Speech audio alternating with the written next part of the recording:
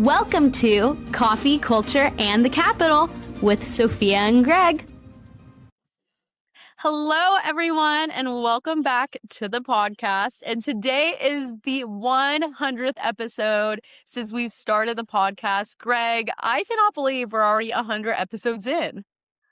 I know, it went by so fast. It was It just like really yesterday we started with our Yes. coffee and we were sitting together back then. And now we're kind of separated by, 400 miles or so. But we are still actively pursuing this. And we are getting more and more listeners, hopefully, to be listening every week, keeping updated on what's happening here in California. Yes, absolutely. And so, Greg, for 100th episode of Coffee Culture in the Capital, my coffee today is coffee that I made with some almond milk, some cowboy cholesterol. That is not an ad, but it is my favorite. So definitely check that out. But Greg, do you have any confessions to make about your coffees Well, on I have in the Capital? a coffee cup here, and on occasion you see me hold it up and I drink out of it, but sometimes I drink it before the episode starts, and so technically today is one of those days where I'm going to sip, but really there's nothing in here. See, I drank it all. So a confession: there have been occasions when I have faked it. So Yes, that's there not you that's kind of deceptive. So I apologize for that. They always laugh at me because every time I sip and there's nothing in there, they think I do it awkwardly or I smile and give away that I'm pretending. Yep, there we go. We felt like since it was the 100th episode, it was a good time for a confession. But There you go. all that, I know you guys normally tune in, you get the lay of the land of the week of what's happening at the state capitol or just across California. Sometimes even Supreme Court cases, what's happening federally that affects California. But today, for the 100th episode, we actually wanted to share a little bit about how both myself and how Greg ended up at California Family Council and just some of our favorite memories or God moments or wins and different things since we've been here. So, Greg, you've been at CFC longer than I have. So why don't you kick off how long you've been at CFC and kind of what led to you being at CFC? Well, I originally wanted to work for CFC like 4 years before I actually got the job. I actually approached Jonathan. I said, "This is the organization I want to work for." I was working for a state senator in Southern California and getting a little frustrated that I couldn't defend the actual types of things that I wanted to speak about. You're working for a legislator, they're in charge. But so in the meantime, I got a job up at the state capitol as a press secretary for a member of the assembly.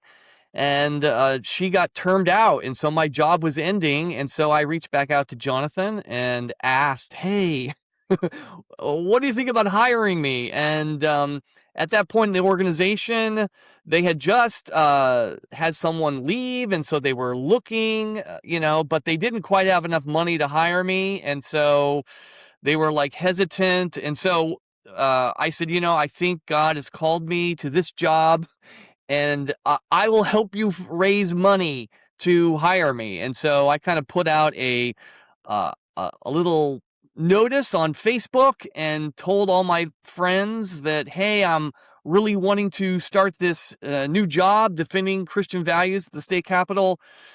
I'm raising some money for so the organization could hire me. And actually, one of my childhood friends, I from the church I grew up in Southern California, her dad had made a lot of money in the grocery business, and they had started this foundation, and they give away money to good causes. And she called me up and wanted to know a little bit more about what I'm doing. And she said, "Hey, I think we want to give your organization $50,000 to help hire me at the organization." That was the biggest single donation CFC, I believe, had ever gotten. And that convinced them to hire me. So it's really a miracle and something completely, God-led and unexpected. And, I've never had anybody ever give that kind of money to anything I've ever done before. And I didn't even know I knew rich people that had money like that. So it It really was a miracle. And without God's intervention and a generous donor, I would not be working here. And then so once I got hired, CNC started to grow and the money got increased and raised more. And so eventually we were ready to hire a new person. We were going to go for 3 full-time people. And that's when we decided, hey, we got to be on the lookout for someone good, and we ran into Sophia Lorey. So why don't you tell the story there, and I'll fill in the details. Yes. Well, I love hearing your story, Greg. And you're right. God really does provide, and it's fun to watch.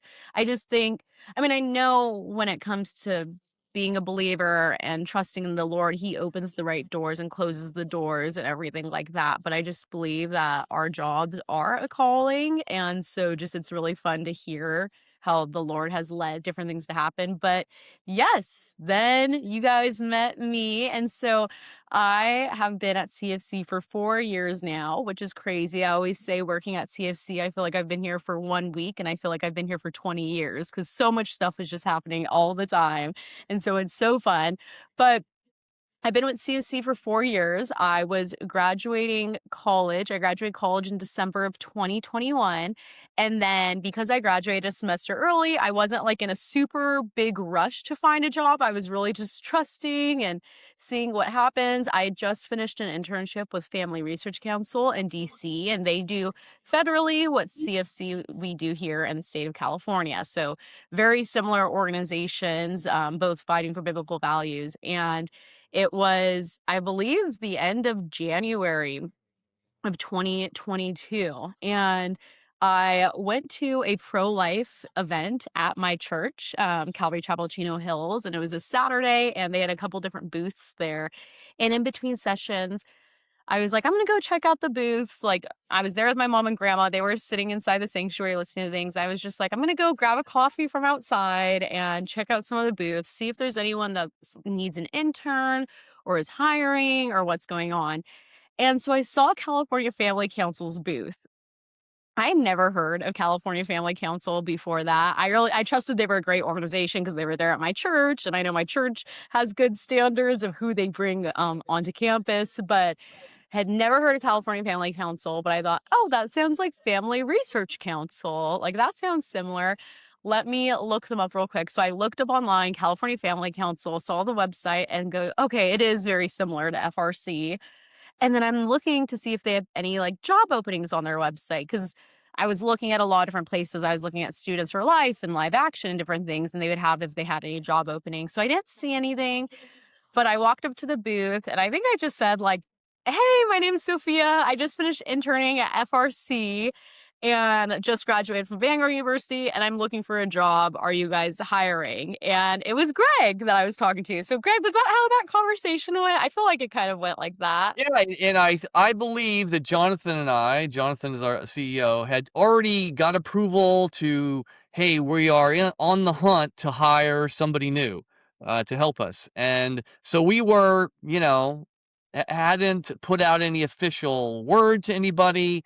And so when you walked up and you said you just graduated from a local Christian college, you had just finished an internship with our sister organization and DC, and I was like, Jonathan, I got him on the phone. I said, get over here. You got to meet this person.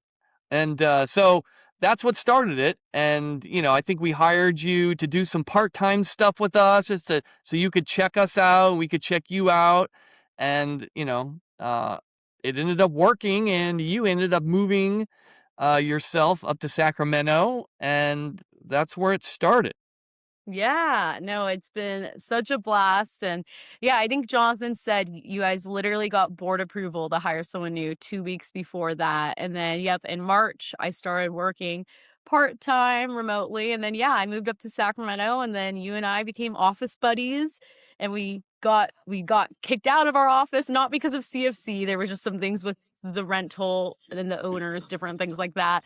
And then ended up in a new great office, which you guys are still at today. But yeah, for me, it was really encouraging to find you guys at my church and then got to talk to people at my church. Do you know anything about these Jonathan and Greg guys? Is this a good place to work? All this stuff. And of course, everyone loves you guys and agreed and all that.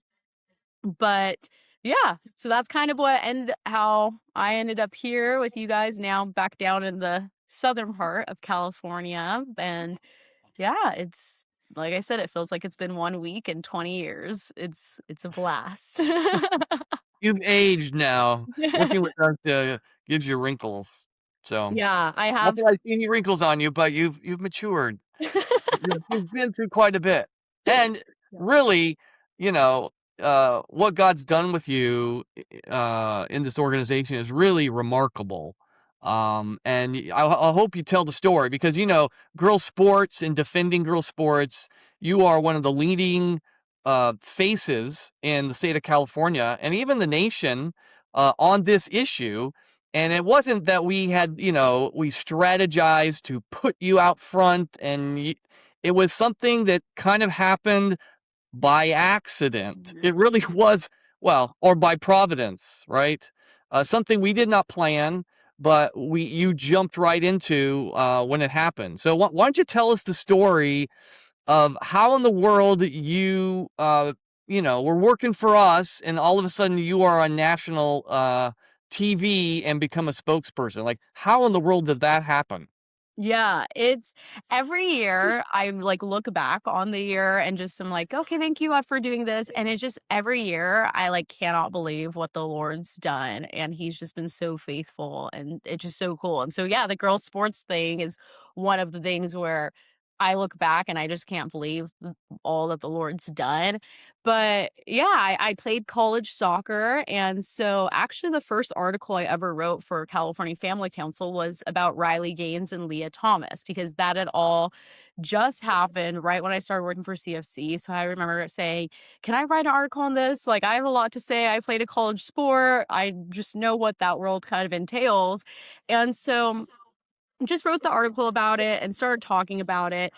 But there was a local Moms for Liberty group that was doing an event up in Davis, California, where they were just going to share with probably like 30 local parents and grandparents about the girls' sports issue.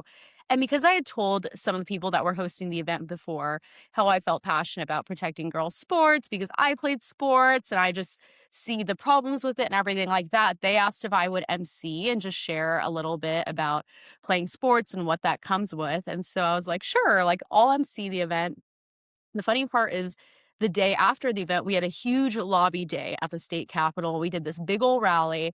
And so I remember asking Jonathan, hey, do you mind on Sunday if I go do this event? Like it's 15 minutes away. It's this small little thing. I'll be gone for an hour and I'll be back. Like, because we were just doing so much planning for the lobbying day. And I remember he said something like, yeah, go do it. Like it's going to be short and simple. It doesn't seem to be like a big thing. So go do it and then come back and we'll keep planning. And so that was the event that we've posted all about on social media and things like that. It was the library event where there was a ton of protesters that ended up showing up, all with their trans flags and pro-trans signs, and they had paint written pride up and down their arms and all these different things, where the event got shut down and got kicked out because I kept saying men don't belong in women's sports. The librarian claimed that was misgendering. Everyone in the crowd was like yelling and screaming. It was like we have like a whole 10-minute video of it. And so ultimately we knew that broke the First Amendment violation. And I am not one to not push back or like I tend to like lean more fight in a fight or flight mode. And I think that was a moment where the Holy Spirit really like held me back and I was just quiet and listening and let the whole day play out. But all that to say, it was this little thing that I thought was going to be to like 30 or 40 parents. It blew up on Twitter. We literally posted it on Twitter, on CFC's Twitter account, that 10-minute video of everything going on. And the next day I woke up, it was the lobby day, and my phone had blown up with messages, with notifications. We posted the video that night. By the next morning, it was at 2 million views. And so that like went crazy. And normally when I'm getting ready for the day, if we have an event that day, I always have my phone like on and my volume on. So if someone's calling like, hey, we need this or different things, I had to like figure out how to like turn all my Twitter notifications off because it was going crazy. So we get there, we're doing the lobby day, and then I start getting like interview requests. And I had never done a TV interview at this point, or I don't even know if I don't even think I did any interviews for CFC before, like none over the phone, no quotes, nothing. And so we get a call from Sean Hannity's team, and that says, do you want to do the Hannity show tonight?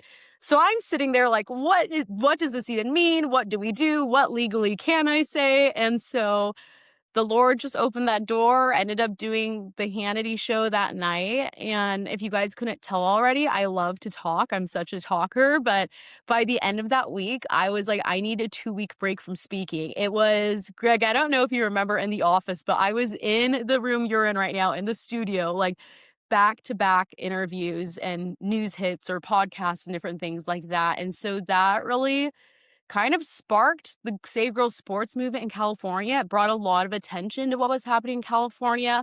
I remember telling my mom my Twitter following went like overnight from like 400 to 12,000. Like it just grew exponentially from that thing. And I remember just thinking, okay, Lord, like, and I was talking to my mom about this, like, let me steward this right. And like, I was grateful for in like, 12,000 on Twitter, people have like millions of followers on Twitter. So it wasn't like this big thing, but to go from like 200 to that much. And just remember thinking, okay, let me use this to expose what's happening in California, expose the legislation, the legislators, like all this evil stuff. And so got Riley Gaines reached out that week, and now we've been friends since. Like she is just such a sweetheart. I was able to go to her baby shower and we stay in touch. And so that was just a great friendship to come out of it as well, on top of just a work relationship. But yeah, it's given us a bigger platform to just expose what's happening in California. And so it's really been fun to see what the Lord did with one event, an event that like I almost didn't go MC at because we had a bigger event the next day. So it also Right. a good reminder that if like nothing's too small, the Lord can use anything if you just go and be faithful and say what he's calling you to say. So yeah. Right.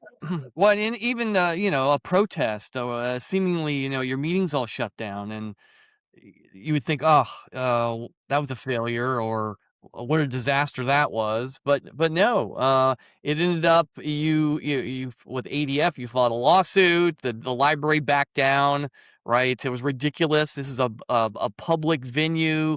Saying men don't belong in women's sports is not illegal. It's not illegal to misgender or to refuse to call someone by the sex name they want to be called, right, folks? There's so much pressure on everyone in California to use people's preferred pronoun, right? And even though you don't believe someone can be trapped in the wrong body, well, then if you don't believe that, you don't have to say it, and the law protects you, right? And so you were a great example for young people, and you still are. And all these young girls calling you, and you holding press conferences in front of their schools to defend them, right? And now you got legislators on your side. Finally, it took forever, but they're finally coming out of the woodwork, and now you got the governor candidate who's got your pink bracelet around his arm, and making girls sports a center of his campaign for governor, right? I mean, this was an issue no one was talking about. This law passed like 10 years ago, and it had just been like, all right, well, this is what we got to put up with. Girls have just got to, you know, grin and, not object to boys being in their bathroom, taking their trophies from them, losing scholarships, right? So this is now back in the front of everybody's mind. Even the current governor, who wants to be president, has said it's unfair. So, it doesn't take that many people to turn things around, and you've been part of that, right? And so it's exciting to see. You were available. God used you. It wasn't as though you plotted to make this happen. It's just there was an opportunity and no one else was doing it. And all right. And now, Fox News is always calling you up to be on their show. So I think that's exciting. Yeah, no, it's been so fun. And I mean, I tell you all the time, I'm ready for it to be done. Not ready for what the Lord's doing to be done and all the good that's coming with it, but I'm ready to stop saying boys don't belong in girl sports. Like, it's so common sense. How are we still here today? And I know you and I both can go on a rants for that for 30, 40 minutes as we have, but Right. um but as long as the issue's still there, we're going to keep standing and pushing back, and it's Right. really really awesome to see what the Lord can do again when you just give him your yes. But Greg, you've had a couple moments like that while being here at CFC as well. And so I'd love to hear a story or two from you. Yeah, well, I mean, I have a background in journalism. I used to be a newspaper reporter for a little newspaper in Colorado, and I was a press secretary. And so I, uh, part of, one of the things I like to see happen is to take our values and the things we're promoting and get them covered by the press. And so, one of the big issues throughout the country is governments going after counseling offered to people wanting to leave LGBT identities and lifestyles, right? They call it conversion therapy, right? But what it is they're against conversion. No one changes in their mind. You can't leave same-sex attraction. You that's who you are. You're bound to live out those desires. Following Christ is you're not to live according to how Christ asked you to live. But that the gospel is all about changing us. We are all sinners in need of repentance. And so here in California, we were the first state to outlaw this type of, they call it conversion therapy. We call it change counseling. We were the first state to outlaw licensed counselors offering this kind of counseling to minors. And it spread around the country. But we always knew they wanted to ban it for everyone and not just for licensed counselors. They wanted to stop anyone helping people live according to their faith when it comes to their sexuality and gender identity. And so back in 2018, 2018, there was a bill introduced. It was AB 2943 that was going to label this type of counseling to be consumer fraud and make anyone liable to a lawsuit if they said that change was possible or help someone change either their feelings, their desires, or even their behavior, which means anyone seeking to be celibate.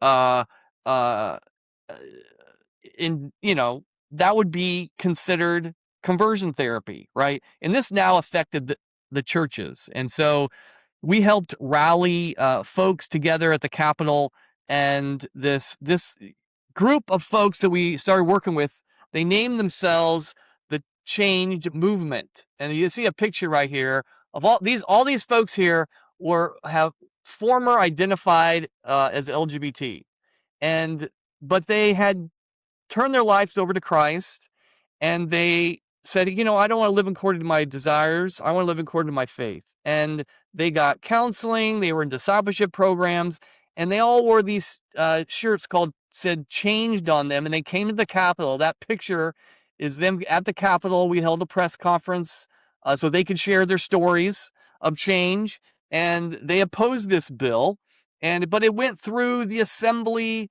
and but it was exciting is to see that their messaging started to get out into the press. And the press didn't really know what to do with them. I mean, they kept on saying this changed counseling, this conversion therapy is like torture. That's what the author said. It was psychological torture. People don't change. And yet here are all these people who have changed, and they brought their babies and their families with them, and they were walking little emblems of what the gospel does to people. Like we are all we are all sinners who have been changed by God. And it was beautiful. And people from around the country came. All those folks I just showed you, they're from around the country, and they testified. But the bill kept going through, and it got to the very end, and it just needed one more vote. It had already passed both houses, but it had changed in the Senate, so it was back in the Assembly. The very last day, the author pulled the bill, and we were told by even legislators who agree with us. She goes, this bill's going to pass, and I know it's really brave of you for all standing up, but they're going to pass this no matter what. So all this work is all for naught. That's more or less the message they were sending to us. And at the very end, the author pulled the bill, and it was unbelievable that he would do that. But I think he saw the writing on the wall. There was a Supreme Court case that just came down that said, even a licensed counselor has freedom of speech rights. And in the end, we were proved right, because just recently, the Supreme Court in the Childs case in Colorado said that this type of counseling is an issue of freedom of speech, and people have the right to have the counseling they want, to live according to the goals in their life they want. And so that was a fabulous win, and it was a fabulous because we were also preaching the gospel at the same time. It was like politics and the gospel united, and it was fabulous, and we got to change the discussion, and we reframed the whole thing. So that was a fact. So that's one, and there's one other, but if you wanted to comment on that, that'd be great. No, I wanted to just reemphasize, like, bills that are making their way through and are going to pass don't just get pulled randomly at the last minute. And so that was such a God thing. And I love that you said that even people that were, or legislators that were opposed to the bill, were telling you guys, like, oh, it's great that you showed up, but this is going to pass anyways. And I think that's just such a testament too of, we will continue to always show up, no matter if we think a bill is going to pass, but it's a bad bill. We will show up, we will fight it. And look what Right. the Lord did with you guys showing up, and your stories being, or the stories being shared, and change movement it started out of all of that. And so it's really cool to see, again, what the Lord can do when you just show up when he calls you to it. And so this is the next story you're going to share, is another just perfect example of that. Right. Well, we started getting calls, and it's also on the transgender issue. We started getting calls from parents in schools that kids were being secretly transitioned in public school, and keeping their parents from any knowledge of it. They had something called a gender transition plans, all these schools had. And if a kid, and what was happening, which we were also reporting, is, the curriculum was changing. Kids were being told they get to pick their gender from early ages. And so it wasn't surprising that kids were now, hey, I think I'm, this gender or that gender. And so kids were changing names and pronouns, and they were telling their teachers, but they're saying, hey, I don't know if my parents are going to agree with this. And so the schools said, hey, well, you have privacy rights from your own parents, and so we will protect your privacy. And so we'll fill out these gender support plans, we'll put them in the secret file, and if you don't want to tell your parents, we don't have to. And this was policy in almost every school district, right? And so we knew parents were complaining. It's like, what happened to parental rights? And so we found with the help of an attorney, her name is Erin Friday with Our Duty. She wanted to spearhead changing this. And so we went around looking for an author for a bill that simply said, hey, parents should be notified if you change their name and pronoun at school. That's all the bill said. It wasn't said you couldn't change it, but you can't do it in secret. So we were having a hard time finding even a Republican to take the bill. And, I'd been up here a while, and I knew that most Republicans were scared to death of doing anything on the LGBT issues. They would vote against them, but they would never introduce a bill to push back. And so there was a brand new legislator who was just elected. His name was Bill Asaley, and he was the one who decided that he was going to introduce a bill. And so he introduced a bill, a parent notification policy, and as expected, the education committee wouldn't even hear his bill, and they released a press release saying this bill is hateful. We will not even let this bill be heard. So Bill, who used to work for the Attorney General's office and knew there was nothing illegal about this bill, said, "Hey, let's put together a parental rights notification policy that we can pass at the local level," right? And so, our organization pulled together a network of parental groups that we always work with. Some of the ones that you've always seen us talk about. We put together a parental rights policy, and then we started finding who would introduce this bill. And so here's a picture of the first school, and this is Chino Valley Unified. And you can see this picture. Bill Asaley is there at the press conference announcing this policy, right? And standing next to her, this is Sonia Shaw, right? She was the president. She's the brave and she is actually now running for superintendent of California because this launched her career, really. And then you got Gina Gleason with Real Impact, and there's me behind Bill, and Karen England, and somebody, a representative from Our Duty, and there we are.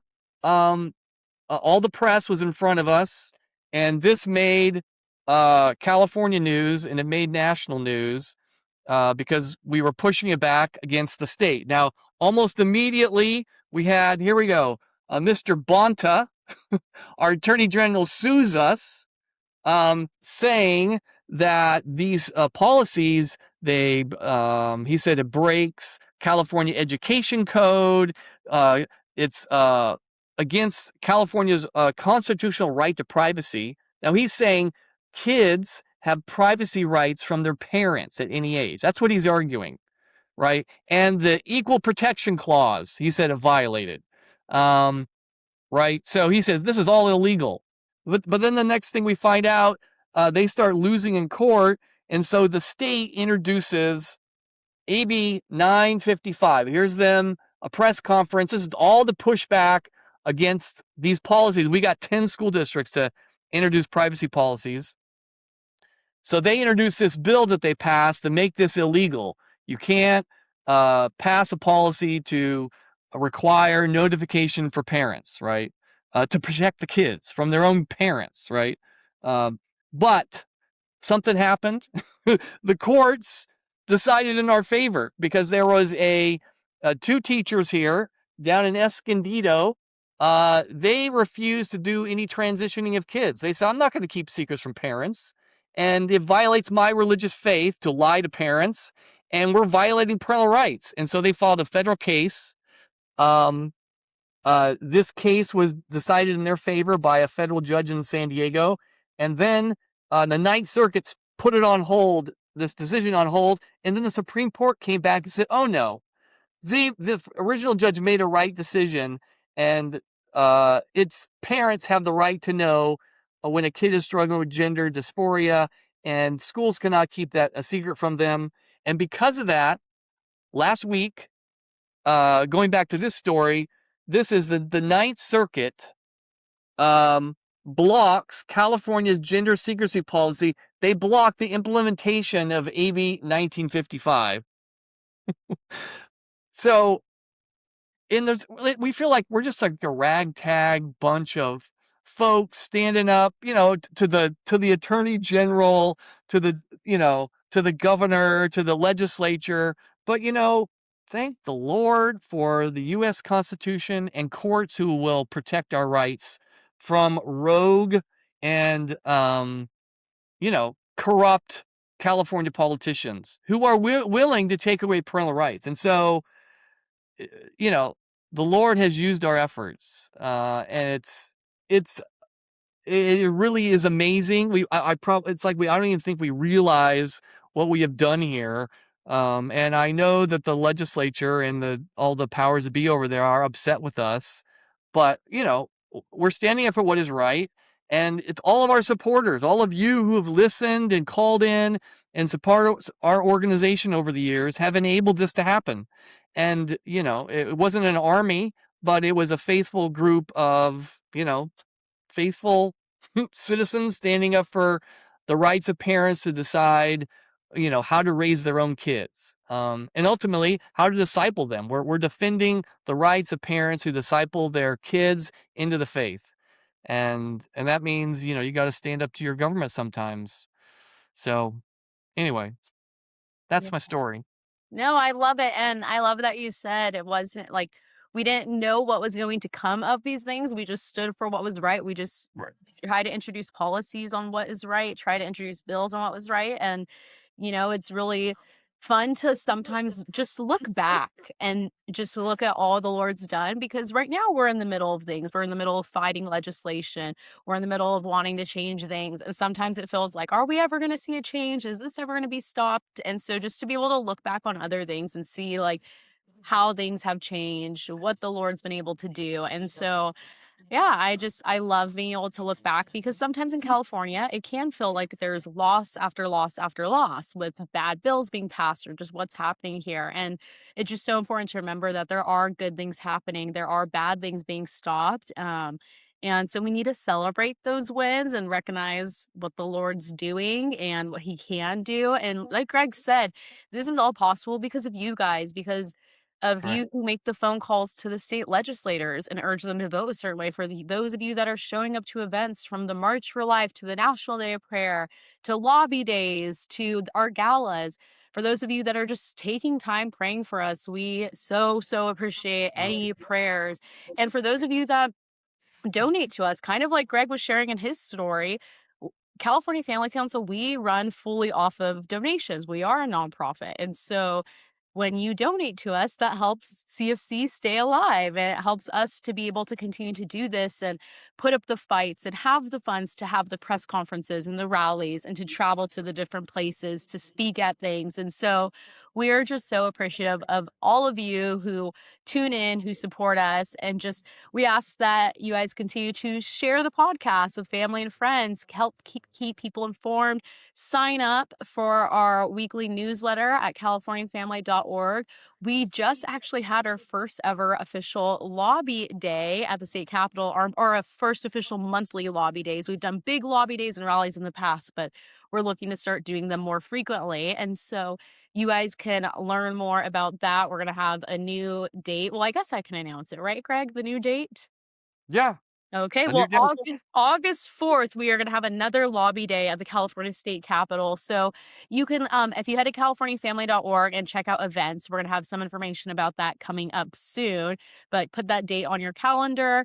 Follow us along on social media. Share our social media posts. The more you share those posts in our newsletter and what's happening, the more people know what's actually happening in California, what's going on, what's happening at the state capitol. Pray with us, join us in prayer when we have our different prayer events. And then again, as said, if you have the ability to do so, donate. That really helps keep CFC alive. And so sometimes that just means cutting one coffee out a month. I mean, a $5 donation every month, if we can get 200 people to be doing that, that makes such a big difference for our organization. But Greg, I cannot believe we are at 100 episodes and all the fun different things we've been able to talk about over the years. But yeah, I guess when we started, we didn't really know how this podcast was going to go. And here we are, 100 episodes in. That's right. Who knew? Yes. Yep. So, Greg, unless you have anything else to share. No, I think you said it all. We enjoy doing this. I mean, this is like a for me, it's a dream job, right? I mean, and I know that God has prepared me through my whole life, through all these various other jobs. I didn't know where they would ever end up, and now I get to use all those skills and experience that God put me through at this particular position. And because of your support, we are able to have a bigger impact than we ever thought possible. And so let's keep it up. Let's do even more. Let's dream bigger. Who knows what will happen over the next 100 episodes. Yes. Yeah. I'm so excited to see what the Lord does and what we'll be catching up on episode 200. But with that, We will see you all next time.